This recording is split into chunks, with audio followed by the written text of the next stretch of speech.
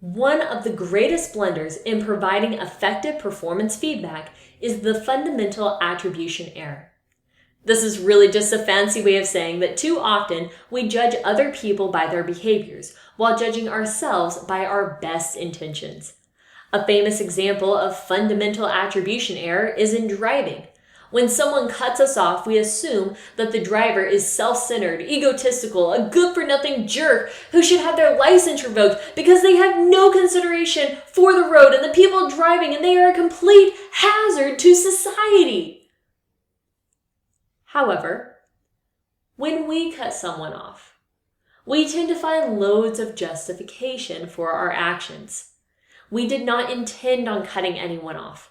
We didn't see them. We simply needed to get into the other lane, and the turnoff was quicker than expected. We judge ourselves by our intentions, while judging others by their behaviors.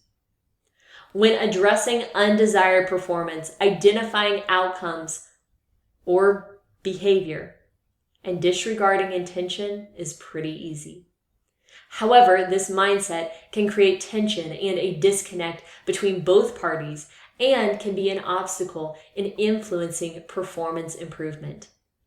For example, I was coaching a seasoned, established gentleman that was described by his team as constantly blunt, sometimes abrasive, headstrong, and at times called malicious. I spoke with the gentleman and asked him about his behavior.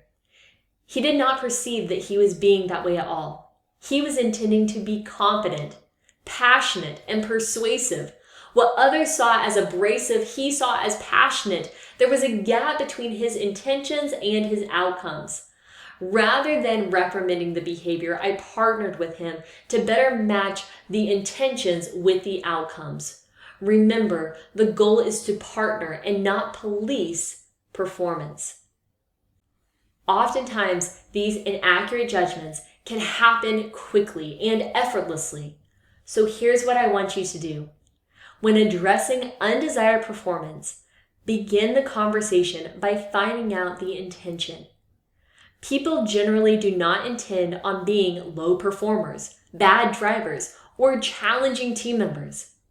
Find out the other person's intentions so that you can best coach the team member to match the behavior with the intention. Thank you for joining this episode. For more information about our performance feedback learning and other talent development learning, follow me, Amber Vandenberg, and my company, the Pathways Group.